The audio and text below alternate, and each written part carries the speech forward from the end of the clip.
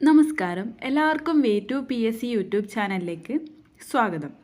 നമ്മൾ ഇന്ന് പറയുന്നത് 2024 PSC നടത്തിയ എക്സാംസിലെ ജീവശാസ്ത്രം എന്ന ഭാഗത്തിലെ ക്വസ്റ്റ്യൻസും അതിൻ്റെ റിലേറ്റഡ് ഫാക്ട്സുമാണ്. അപ്പോൾ നമുക്കിത് പഠിക്കുന്നത് വഴി ഇനി വരുന്ന എക്സാംസിന് ഈ റിലേറ്റഡ് ഫാക്ട്സ് നോക്കിയിട്ട് പോയാൽ മതി. അപ്പോൾ ഇതുപോലെയുള്ള ചോദ്യങ്ങൾ തന്നെയാണ് സാധാരണ ചോദിക്കാറ്. അപ്പോൾ നമുക്കിന്ന് ക്ലാസ്സിലേക്ക് കടക്കാം. ഇൻസുലിൻ്റെ ഉൽപ്പാദനം നടക്കാത്തത് മൂലമോ ഉൽപ്പാദിപ്പിക്കപ്പെടുന്ന ഇൻസുലിൻ പ്രവർത്തിക്കാത്തത് മൂലമോ ഉണ്ടാകുന്ന രോഗാവസ്ഥ ഏതാണ്? അത് ഡയബറ്റിസ് മെലിറ്റസ് എന്ന രോഗാവസ്ഥയാണ്. ഈ ക്വസ്റ്റ്യൻ്റെ ഓപ്ഷനിൽ പറഞ്ഞൊരു രോഗമാണ് വാമനത്വം എന്നത്. അതെന്താണെന്ന് നോക്കാം. വളർച്ചയുടെ ഘട്ടത്തിൽ സൊമാറ്റോട്രോപ്പിൻ്റെ ഉൽപ്പാദനം കൂടിയാൽ അമിതമായ ശരീര വളർച്ച ഉണ്ടാകുന്നു. ഈ അവസ്ഥയെ പറയുന്ന പേരാണ് ഭീമാകാരത്വം. എന്നാൽ ഈ വളർച്ചാ കാലഘട്ടത്തിൽ സൊമാറ്റോട്രോപ്പിൻ്റെ ഉൽപ്പാദനം കുറയുന്നത് മൂലം വളർച്ച മുരടിക്കും. ഈ അവസ്ഥയാണ് വാമനത്വം എന്ന് പറയുന്നത്. അതിൻ്റെ ഒരു ഫോട്ടോ ഞാനിവിടെ കൊടുത്തിട്ടുണ്ട്. അടുത്ത ചോദ്യം, രക്തത്തിലെ ഹീമോഗ്ലോബിൻ്റെ ഉൽപ്പാദനത്തിന് സഹായിക്കുന്ന മൂലകം ഏതാണ്? അത് ഓപ്ഷൻ സി ഇരുമ്പാണ്. ഇരുമ്പാണ് രക്തത്തിലെ ഹീമോഗ്ലോബിൻ്റെ ഉൽപ്പാദനത്തിന് സഹായിക്കുന്ന മൂലകം. അടുത്തത്, രക്തസമ്മർദ്ദം അളക്കാൻ ഉപയോഗിക്കുന്ന ഉപകരണത്തിൻ്റെ പേരെന്താണ്? സ്ഫിഗ്മോമാനോമീറ്റർ. സ്ഫിഗ്മോമാനോമീറ്റർ എന്നതാണ് ഈ രക്തസമ്മർദ്ദം അളക്കാൻ ഉപയോഗിക്കുന്ന ഉപകരണത്തിൻ്റെ പേര്. ഊഷ്മാവിലുണ്ടാകുന്ന വ്യതിയാനം അളക്കുന്ന ഉപകരണമാണ് തെർമോമീറ്റർ എന്നത്. അത് ഇവിടെ ഓപ്ഷനിൽ കൊടുത്തിട്ടുണ്ട്, തെർമോമീറ്ററിനെ പറ്റി. അതിൻ്റെ ഒരു ഫോട്ടോ ആണ് ഇവിടെ കൊടുത്തിട്ടുള്ളത്. വൈദ്യശാസ്ത്ര പരിശോധനയിൽ ശരീരത്തിലെ ചെറിയ ശബ്ദങ്ങൾ ശ്രവിക്കുന്നതിന് ഉപയോഗിക്കുന്ന ഒരു ഉപകരണമാണ് സ്റ്റെതസ്കോപ്പ്. അതെല്ലാവർക്കും അറിയാവുന്നതാണ്. ഇനി മറ്റൊരു ഓപ്ഷൻ എന്ന് പറഞ്ഞിട്ടുള്ള ലാക്ടോമീറ്റർ ആണ്. ഇത് പാലിൻ്റെ സാന്ദ്രത അളക്കാൻ ഉപയോഗിക്കുന്നതാണ് ഈ ലാക്ടോമീറ്റർ എന്ന് പറയുന്നത്. രക്തത്തിൽ കൊഴുപ്പിൻ്റെ അളവ് കൂടിയാൽ ഉണ്ടാകാൻ സാധ്യത ഇല്ലാത്ത അവസ്ഥ ഏതാണ്? അതാണ് പ്രമേഹം. രക്തത്തിൽ കൊഴുപ്പിൻ്റെ അളവ് കൂടിയാൽ ഉണ്ടാകാൻ സാധ്യതയില്ലാത്ത അവസ്ഥയാണ് പ്രമേഹം എന്നത്. ഇവിടെ ഓപ്ഷൻസിൽ 2-3 വേറെ രോഗങ്ങളെക്കുറിച്ച് കൂടി പറഞ്ഞിട്ടുണ്ട്. അതെന്താണെന്ന് നോക്കാം. അതിറോസ്ക്ലീറോസിസ്, രക്തധമനികൾ ദൃഢീകരിക്കുകയും കൊഴുപ്പടിഞ്ഞ് ചുരുങ്ങുകയും ചെയ്യുന്ന അവസ്ഥയാണ് അതിറോസ്ക്ലീറോസിസ് എന്ന് പറയുന്നത്.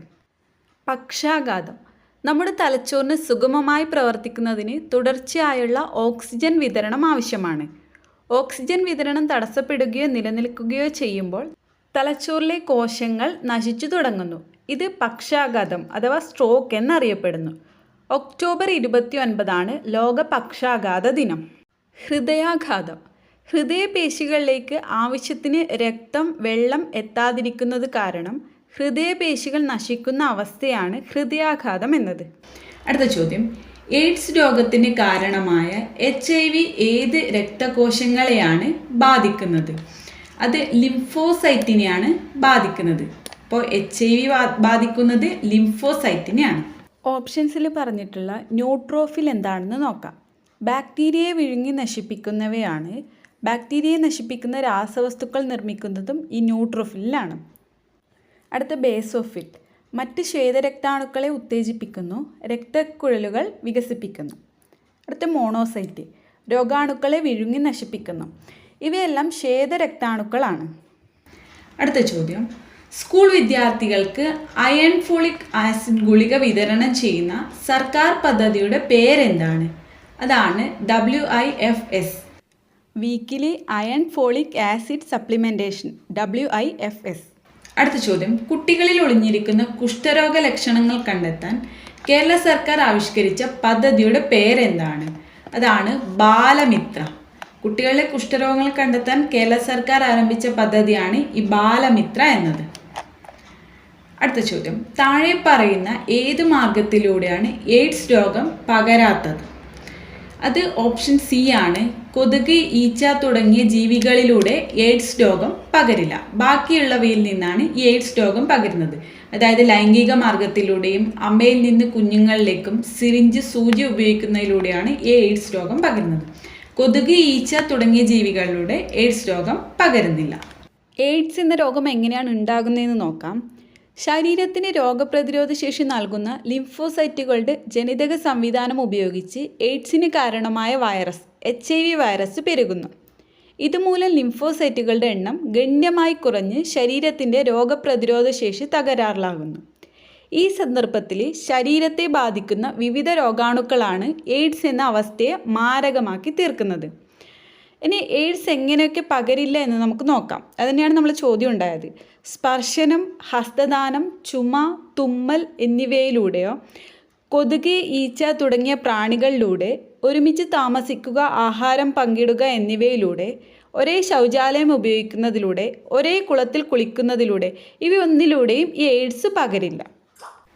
ഒറ്റപ്പെട്ടത് കണ്ടെത്തുക. ക്ഷയം, ചിക്കൻ ബോക്സ്, എലിപ്പനി, ഡിഫ്തീരിയ. ഇതിൽ ഒറ്റപ്പെട്ടത് ചിക്കൻ ബോക്സ് ആണ്. ചിക്കൻ ബോക്സ് ഒരു വൈറസ് രോഗമാണ്. ബാക്കിയുള്ളവയെല്ലാം ബാക്ടീരിയയാണ് പരത്തുന്നത്. എലിപ്പനി ഒരു ബാക്ടീരിയ രോഗമാണ്. എലിപ്പനിക്ക് കാരണമായ ബാക്ടീരിയയാണ് ലെപ്റ്റോസ്പൈറ. ക്ഷയം മൈക്കോബാക്ടീരിയം ട്യൂബർകുലോസിസ് എന്ന രോഗകാരിയാണ് പരത്തുന്നത്. ക്ഷയരോഗബാധയെ തടയുന്നതിന് ഉപയോഗിക്കുന്ന പ്രതിരോധ വാക്സിനാണ് BCG. അടുത്തത് നിപ വൈറസിൻ്റെ പ്രാകൃതിയായുള്ള വാഹകജീവി ഏതാണ്? അത് വവ്വാലാണ്. ജലത്തിലൂടെ പകരുന്ന ഒരു രോഗമാണ്. ഉത്തരം ഓപ്ഷൻ എ, കോളറ. കോളറ എന്നത് ജലത്തിലൂടെ പകരുന്ന ഒരു രോഗമാണ്. ചിക്കൻ പോക്സ് വൈറസ് രോഗമാണ്. ജലദോഷം വായുവിലൂടെ പകരുന്നൊരു രോഗമാണ്. മലേറിയ എന്നത് അനോഫിലസ് കൊതുക് പരത്തുന്നൊരു രോഗമാണ്. അടുത്തത് പല്ലിലെ ഇനാമലിൻ്റെ നാശം ഉണ്ടാക്കുന്ന ഏത് ആസിഡാണ് ബാക്ടീരിയ വായിൽ നിർമ്മിക്കുന്നത്? അത് ലാക്റ്റിക് ആസിഡാണ്. പല്ലിലെ ഇനാമലിൻ്റെ നാശമുണ്ടാക്കുന്ന ഒരു ആസിഡാണ് ഈ ലാക്റ്റിക് ആസിഡ് എന്നത്. അടുത്തത് ഇതിൽ സാംക്രമിക രോഗമല്ലാത്തത് ഏതാണ്? 4 ഉണ്ട്. Typhoid, cancer, month, AIDS. ഇതിൽ സാംക്രമിക രോഗമല്ലാത്തത് ക്യാൻസർ ആണ്. അടുത്തത് ECGയുടെ പൂർണ്ണ രൂപം എന്താണ്? ഇലക്ട്രോ കാർഡിയോഗ്രാം എന്നതാണ് ECGയുടെ പൂർണ്ണ രൂപം. അടുത്ത ചോദ്യം, പോഷണ പ്രക്രിയയിലെ വിവിധ ഘട്ടങ്ങളുടെ ശരിയായ ഫ്ലോ ചാർട്ട് കണ്ടെത്തുക. ഇതിൽ ശരിയായത് ഓപ്ഷൻ ഡി ആണ്. ആഹാര സ്വീകരണം, ദഹനം, ആഗിരണം, സ്വാംശീകരണം എന്നതാണ്. അടുത്ത ചോദ്യം, കൂടുതൽ ശരിയായത് കണ്ടെത്തുക. ഇതിൽ കൂടുതൽ ശരിയായെന്ന് പറയുന്നത് പാൻക്രിയാസ് ഒരു ദഹന ഗ്രന്ഥിയും അന്തഃസ്രാവി ഗ്രന്ഥിയുമാണ്. അടുത്ത ചോദ്യം, ഏത് ചെടിയുടെ കറയിൽ നിന്നാണ് ഓപ്പിയം വേർതിരിച്ചെടുക്കുന്നത്? അത് പോപ്പിച്ചെടിയിൽ നിന്നാണ്. ഈ ഓപ്പിയം വേർതിരിച്ചെടുക്കുന്നത് പോപ്പിച്ചെടിയിൽ നിന്നാണ്. അടുത്ത ചോദ്യം, പുകവലിയിലൂടെ ഉണ്ടാകുന്ന ഒരു രോഗം ഏതാണ്? അത് എംഫിസിമയാണ്. എംഫിസിമ എന്നത് പുകവലി മൂലമുണ്ടാകുന്ന രോഗമാണ്. ഇനി നമുക്ക് പുകവലി മൂലമുണ്ടാകുന്ന കുറച്ച് രോഗങ്ങൾ നോക്കാം. ശ്വാസകോശ അർബുദം. പുകയിലയിൽ അടങ്ങിയിരിക്കുന്ന അർബുദകാരികൾ ശ്വാസകോശ അർബുദത്തിന് കാരണമാക്കുന്നു. ഇനി എംഫിസിമ എന്താണെന്ന് നോക്കാം. പുകയിലയിലെ വിഷപദാർത്ഥങ്ങൾ വായുഅറകളുടെ ഇലാസ്തികത നഷ്ടപ്പെടുന്നത് മൂലം അവ പൊട്ടുന്നു. ഇത് ശ്വസനപ്രതല വിസ്തീർണം കുറയ്ക്കുന്നതിനും വൈറ്റൽ കപ്പാസിറ്റി കുറയ്ക്കുന്നതിനും കാരണമാകുന്നു. ഇങ്ങനെയാണ് എംഫിസിമ ഉണ്ടാകുന്നത്. അടുത്തതാണ് ബ്രോങ്കൈറ്റിസ്. പുകയിലയിലെ ടാർ, കാർബൺ മോണോക്സൈഡ് തുടങ്ങിയവ വായുഅറകളിൽ ശ്ലേഷ്മം അടിഞ്ഞുകൂടുന്നതിനും രോഗാണുക്കൾ പെരുകി ശ്വാസകോശത്തിന് വീക്കമുണ്ടാക്കുന്നതിനും കാരണമാകുന്നു. ഇനി അടുത്തത് വൈറ്റമിൻസിൻ്റെ ഭാഗത്തു നിന്നുള്ളൊരു ചോദ്യമാണ്. ഇതിൽ ശരിയായ ജോഡി ഏതാണെന്നാണ് ചോദിച്ചിട്ടുള്ളത്. ഉത്തരം ഓപ്ഷൻ സി ആണ്. ജീവകം എയുടെ അഭാവം മൂലമുണ്ടാകുന്ന രോഗമാണ് നിശാന്തത. ജീവകം ബിയുടെ അഭാവം മൂലമുണ്ടാകുന്ന രോഗമാണ് ബെറിബെറി. ജീവകം സിയുടെ അഭാവം മൂലമുണ്ടാകുന്ന രോഗമാണ് സ്കർവി. ജീവകം ഡിയുടെ അഭാവം മൂലമുണ്ടാകുന്ന രോഗമാണ് റിക്കറ്റ്. ഇതാണ് ഓപ്ഷൻ സി ശരിയായ ജോഡി. അടുത്ത ചോദ്യം, ശരീരത്തിലെ രോഗപ്രതിരോധ സംവിധാനം ഒരുക്കുന്ന രക്തകോശങ്ങൾ ഏതാണ്? അത് ഓപ്ഷൻ ബി ആണ്, ശ്വേതരക്താണുക്കൾ. താഴെ തന്നിരിക്കുന്നവയിൽ വിസർജനാവയവം അല്ലാത്തത് ഏതാണ്? ഇതിൽ ഓപ്ഷൻ ബി ഹൃദയമാണ് വിസർജനാവയവം അല്ലാത്തത്. അടുത്ത ചോദ്യം, ചുവടെ കൊടുത്തിരിക്കുന്നവയിൽ വൈറസ് മൂലമുണ്ടാകുന്ന രോഗം ഏതാണ്? അത് എയ്ഡ്സ് ആണ്. ബാക്കിയുള്ളവയെല്ലാം ബാക്ടീരിയ മൂലമുണ്ടാകുന്ന രോഗമാണ്. ഇത് നമ്മൾ കഴിഞ്ഞ ഒരു ക്വസ്റ്റ്യനിലും കൂടി പറഞ്ഞിട്ടുണ്ട്.